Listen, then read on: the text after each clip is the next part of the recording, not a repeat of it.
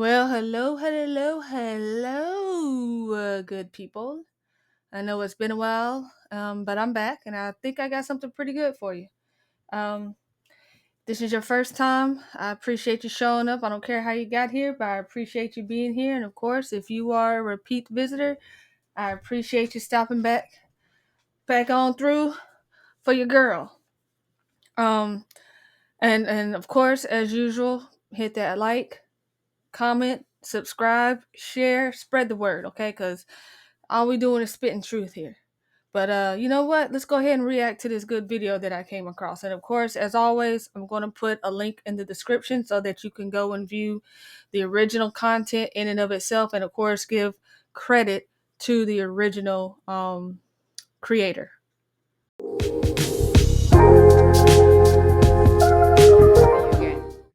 Serious thing. I see that the media and people in positions of power are promoting promiscuous behavior while also. All right, real quick, folks, I just want to give you a brief introduction on who this video is interviewing today. Her name is Angela Stanton-King, and she's the founder of American King Foundation. And I'm reading this off of the akf.org. I can also link that in the description for you if you'd like. But a brief description on her, brief information. The founder, Angela Stanton-King, served as president of the American King Foundation from 2017 to 2020 with the mission to reunite American families separated by mass incarceration with a pathway to justice, economic stability, and relational wellness. She serves as the community outreach coordinator for the Alive Center, a place of help, hope, and healing for hurting people. Angela, an active board member for Beacon Leadership Academy and an advisor for Kando Clemency and Alveda King, which that's Martin Luther King Jr.'s niece, uh, ministries. She is also the Georgia Regional State Coordinator for Coalition of Leaders United since her release from prison in 2005, the celebrated owner of Stanton Publishing House, and former reality TV star of the BET Network docuseries From the Bottom Up, has been mentored by her godmother, Evangelist Alveda King, and has joined her in being a prolific voice in the pro-life movement. Um, she's also um, let's see, she's also friends or close to Donald Trump. Considers herself an what is it? Um, Independent, and she's been very outspoken, and she's a very known, widely known lady. Now, this is my first time finding out about her, but of course, when I did, I had to go and jump on and find out more. And I came across this video first, and I enjoyed everything or watching the entire thing. Now, there were a couple of things that I personally did not agree with, and but that's just me. You know, you guys are of course gonna have your own opinions and whatnot, which is cool. But I think she hit it real. I think she got real in this interview, and she did not hold back. She definitely talked about some things that a lot of people, especially in the Black community, refuse to acknowledge. And I think that's very, very, very important. But of course, like without further ado, I'm gonna just go ahead and hit play with it. And then of course I'm gonna come in and give my little 2 cents. And like I said, I'll leave a link in the description to the full interview in and of itself. I think it might be about 45 minutes long, something like that. And you'll be able to hear everything else that she's going to touch base on.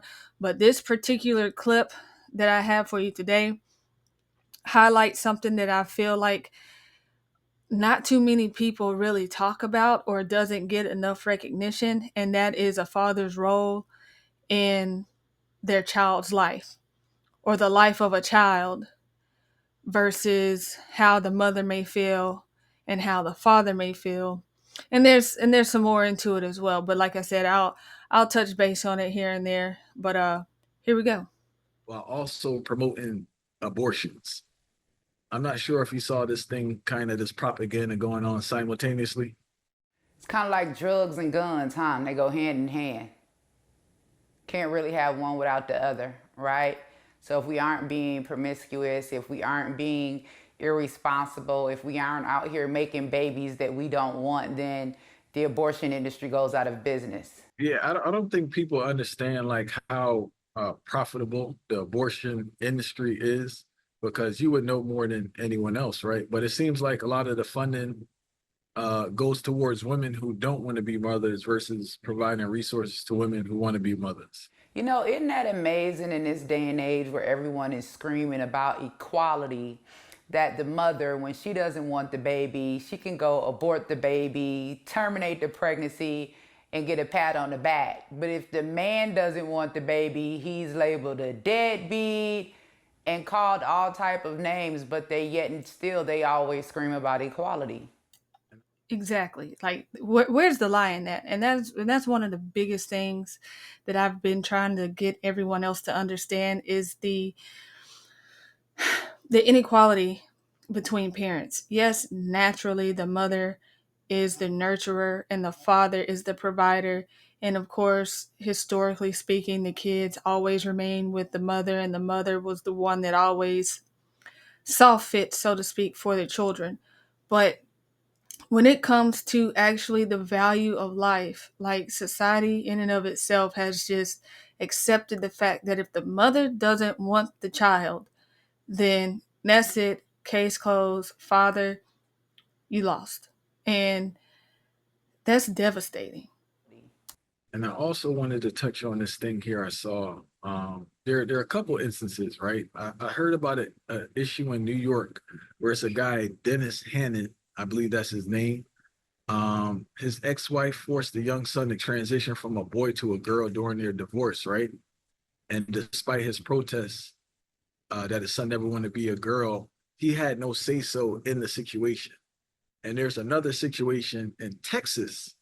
A guy named Jeff Younger was kind of going through the same situation. Well, I don't know why people are so surprised because not only do you not have a say as a man in your child's sexuality or protecting your son from being chemically castrated, you also don't have a say in whether or not your child lives or dies because there are instances in abortion where the mother may not want the child but the father does. And guess what? In those instances as well, the father does not have a voice. However, the father is the carrier and the creator of life. See, women don't get pregnant on their own. Every woman has to get pregnant by a man in order to bring forth life. So if they have taken away the voice of a man to have a say in whether or not his seed lives, then what makes you think that that man will be able to have a say when it comes to chemically castrating that son after he probably survived abortion? Exactly. Exactly. Exactly. And I'm gonna add a little bit else. I'm gonna add a little bit more into this. Just a little pinch of salt, just a little. Everyone wants to talk about how life doesn't begin until the child's heartbeat or until the child's born. There's a bunch of going back and forth in that. But the sperm and the egg, those are living. You only bring forth life through life. And of course, like she said, until the man fertilizes the egg, he's the bringer of life. His sperm is what brings the egg to life. It's what brings the whole thing together. All right. That I mean, like, duh. It's everyone says trust the science. Everyone says the science this, and the science is right there in your face. But the Democrats, the left, the people who claim just just evil. And then again, like she said, like you're gonna the man is the bringer of life, but then at the same time you're gonna take away his ability to have a say in what that life is, and what can happen to that life in regards to that life's safety. So if a woman goes and she says that she doesn't want to have a baby, that whole my body, my choice nonsense. Okay, yeah, your body, but that baby is a separate life. That baby has a second, his that baby has its own strand of DNA. That baby you did not make on your own. That baby is also from the father. I've seen so many and heard of so many stories where fathers are just broken down, crying, heartbroken because their child was ripped away from them, and because the system was has basically been built against the man, and they have no say in what happens to that life. And in some cases, that's the only child they'll ever have. And that woman, as selfish as she was, selfish, evil, and even in some cases, she was misled, took that away from that man. And I have been a strong, outspoken advocate for how the system has, even in regards to just getting custody of a child. Yes, the mother is supposed to be supposed to be nurturing, but the mothers, I mean, have you seen some of these mothers nowadays? Oh my gosh. And it's sad. And the father has shown that he is a better parent than that mother, but the court will still side with the mother no matter how jacked up she is. And I think all of that needs to change. But here we go. I'm gonna get back to it. And for those unaware, can you explain what chemically castrating is? Puberty blockers. you know, and I mean, I just, to each its own. It's something that I don't agree with when it comes to children, because I've been a child and I know that as children, we change our minds every 5 minutes. There's no such thing as permanent decisions when it comes to children. That's why we don't allow them to get tattoos. We don't allow them to drink. We don't allow them to do so many things until they come to an age of maturity. But if you do have a young son and he does have a bunch of sisters or girl cousins, and you believe that he's feminine because he likes girly things, it could very well just be a phase. And so imagine thinking, oh, he's really supposed to be a girl, and giving him puberty blockers. And then when he hits 15 or 16, he knows that he's a man, wants and wants to start a family. And then now he got a little shrimp because his penis didn't grow. So, I mean, are we helping our children? Are we damaging them? I mean, even our little girls, when it comes to this whole, gender ideology movement. And let's also mention that this is a Democrat platform, okay? This is what the Democrat Party represents. I've never in my life seen so many people willing to vote for their own destruction, their own genocide, and the sexuality and abortion of their own children. But even when it comes to little girls, that have to grow up and be women and carry life one day, we just saw not too long ago all over the news that there was a shortage of baby milk, right? I don't know if you guys remember, there was a shortage of baby milk. Well, guess what? Every animal just about on this planet feeds their baby from their breast, except us as humans. That's why we have breasts, to feed our babies. So we are looking at a movement, at an agenda that is telling our young girls to remove their breasts before they even become women. Like, we're not looking at the attack on the lifeline. And that's a problem. I want to speak about there's not enough, or it's not loud enough, men who want the child, but women go ahead and do the abortion behind their back. There's no legal thing to go for that, or? Well, that's one of the things that I want to advocate for. I mean, I'm tired of crying about abortion. Black women feel as though it's their choice, and they want to be liberated by having a choice to execute the very black life that they create. So guess what? I think I need to take a different approach. And this approach is going to be to align with men to make sure that they have a voice and make sure that they have fathers' rights. Everybody is screaming about equality. And as I've said before, if the mother doesn't want the baby, she can go kill the baby, be done with the baby, be looked at as some type of hero or some type of strong woman. But if a man doesn't want the baby, he's labeled a deadbeat, dragged back and forth to court for 18 years. He's mandated by the law in the state to take care of a child that he doesn't want, but the mother gets to abort. And then we don't even give a father the chance to say, I want to keep this child. I helped create this child, because everyone on this earth has a mother and father. All right, let's just be clear. Every life that has been created, every human life that has been created has come from a male and a female. So we're also, when we're supporting the Democrat Party, supporting agendas that do not align with what we know to be normal, and we don't have common sense. Facts. And like I said, this is just a small bit of the full interview, and she definitely nails it in this. And just to touch base on like the whole children, child gender affirming care nonsense, like just food for thought. You realize that all of the ones that are pushing for this, that advocate for it and check the box, say yes for that nonsense, you notice like all of them have hit puberty, right? Like they all had a chance to like grow, mature, and if they come across that feeling again, okay, fine, but you at least you at least let your hormones do what they were supposed to do. But now they're trying to block it, and that's all that's going to do. Like that's just going to cause problems down the in the long run. And look at these stories of these detransitioners. Like a lot of them are taking these doctors and their parents to court to sue them for allowing them to go through that mutilation, because now they are living with a lifetime of regret, and they will never get their good health back, or those body parts back that they destroyed. Two men cannot make a baby, two women cannot make a baby. This is not hate speech. We are talking just facts.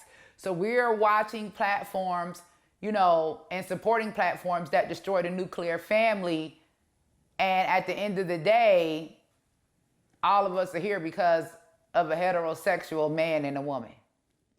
I've heard of so many instances where men have clearly stated they do not want to have children, right? Now, I understand on their end they dropped the ball in regards to pullout game was probably a little weak, or they didn't use a condom or something, but they clearly stated they did not want to have a child. Um, and the woman went forth and had the child, right? Now, it's a tricky situation. Like, how would you mediate something like that? Well, that goes both ways. I mean, you got to put your big boy drawers on and your big girl panties on. If you're out here having sex, we have sex for pleasure, but sex is actually for reproduction. Okay? That's why animals have sex. Like, it's all about reproduction. It's all about the cycle of life. So we're all Facts. Yes. Facts. Okay, I'm keep going. Sorry. So we're all adults, right? We're not irresponsible, sex fiends here, okay? Nymphos that don't know that when you have, unprotected sex, that you can create a life. So I think the answer is, and how we mediate this situation is we have to make it fair. The kid is here now, right? So once the kid is here, everybody's like, oh, we don't want the kid, send it back. That's what abortion is, right? After the kid is already here, oh, we don't want the kid, send it back. Listen, pregnancy prevention is a real thing, okay? If we put as much funding into pregnancy prevention as we put into abortion, abortion would literally go out of business. There are several ways that I know that you can enjoy sex without impregnating someone. We spoke to Nuri Muhammad. Actually, Darren was there in Indiana, and we were talking about the topic of sexual discipline, right? Mm-hmm. And how we need more sexual discipline collectively, and that would kind of reduce some of the familiar issues that we have. What are your thoughts about that? I mean, I agree. And if you men have to have more value for themselves as women do too. If this is someone that you don't want to impregnate, someone that you don't want to create a life with, why would you deposit your life sperm inside of them? Why would you put your life force inside of someone that you don't want to create a life with? So sexual discipline is very important, but it also goes back to your very first question, like, what's the agenda? Promiscuity. You want to talk about sexual discipline in the day and age where we got, Sexy Red and Suki with the good coochie, and you know what I'm saying? That's all men. Hoes are winning. What did Kanye say? She's such a freaking hoe, but I love it. That's what he said. So, I mean, are we giving ourselves over to destruction. Even, one of the things that hurt me on my heart, I got a call, about another young black male that I know and love very dearly that's dealing with AIDS and HIV right now. And for the life of me, I cannot understand. We know for a fact that AIDS, HIV is the number one killer of black men. We know that AIDS and HIV is associated with the highly homosexual, lifestyle, because back then they used to call it a gay man's disease. And with us knowing that, why are we supporting an agenda that we know leads to that, right? Why are we supporting things that are telling our sons and our daughters to give themselves over to a lifestyle with such a high rate of death for black Americans? Why are we being liberated by the thought of abortion? We mad at white people for killing us, but we the first in line to go kill a black life that we created. Like, this is never gonna end because we don't value the lives that we create. So if I'm the mother and you're the father and we created the life and we don't see value in the life and we'll go dump the baby, abort the baby at an abortion mill, why should anybody else value life if we don't value it? Boom. She definitely, yes. Go check out the video. Like I said, I'll leave a link in it in the description. Go search her yourself. She has more content out there. This isn't her first interview. Definitely won't be her last. But she hit a lot of key points, like I said, especially that last one about why would you care if they don't care about your life or value your life or the life of a black person, but then here you are going and killing the very life that you created, like just dumping it as if it's trash, as if that baby is trash. Make it make sense. And she goes on and on. Like I said, the interview is well over about 40 minutes or such, but she talks about a lot of things again that need to be discussed, that people don't either discuss enough, or it doesn't get the attention that it should get. And so yeah, it was really great interview. I highly recommend it. And of course, go and like that original video itself. Pay, I like I said, I like to pay tribute, or pay, not tribute, like to pay dues to the original creator themselves, because that's some good stuff. Even if you don't like it, I mean, you stopped by and you watched it and you got something from it. I'm pretty sure, whether it be good or bad. But yeah, she definitely nailed it in this interview. She goes on to talk about Kamala Harris, Trump, her things about illegal immigration, and what was it? It was several things that she touched base on, several things. And like I said, I believe you'll enjoy it. But hey, guys, that's all I got for you today. I appreciate you stopping in, and of course, as usual, hit that like, share, and subscribe. Um, stay prayed up, and God bless, and yeah, check you later.